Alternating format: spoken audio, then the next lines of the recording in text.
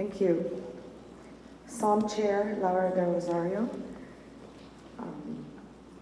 senior officials, distinguished senior officials, Ambassador Roberto Romulo, former Secretary of Foreign Affairs, speakers, ladies and gentlemen, APEC Philippines, ABAC, and PEC, as organizers of this first private-public dialogue on services for 2015, warmly welcome you to the Philippines.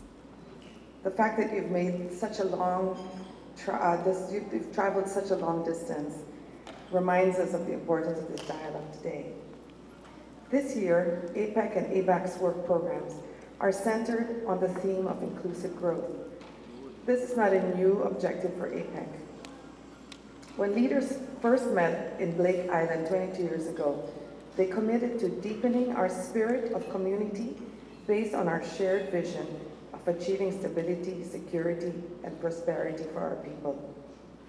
In Bogor a year after, leaders began the process of pursuing this vision by committing to the goals of free and open trade and investment in the region.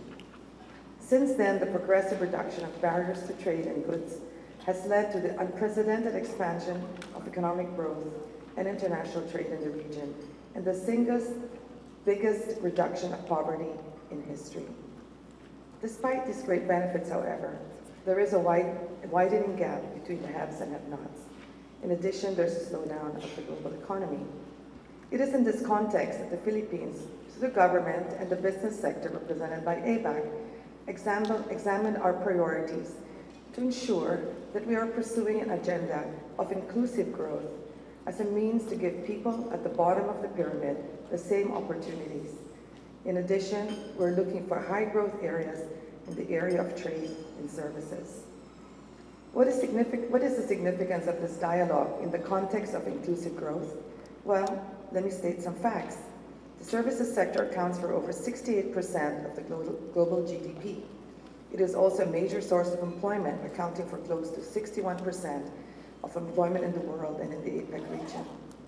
The services sector is an enabler of international trade in a world characterized by supply chains and global value chains. The growth in the services sector has also led to increases in indirect employment from supporting services such as transport, logistics, catering, education, training, just to name a few. Most importantly, the digital economy is increasingly giving opportunities never experienced before. Thus, this first PPD will focus on IT and business process management, creative industries, and research and development. The Philippines has made great inroads in IT business process management. Who would have thought that people working in Asia would be part of someone else's processes across the globe? A key part of ABAC's agenda this year will focus on how to make the internet ecosystem work for everyone. One deliverable will be an online capacity building course to help SMEs, including entrepreneurs, women at home, people with disabilities, young people trade not only in goods, but in services across borders. Factors that will make this successful include access to low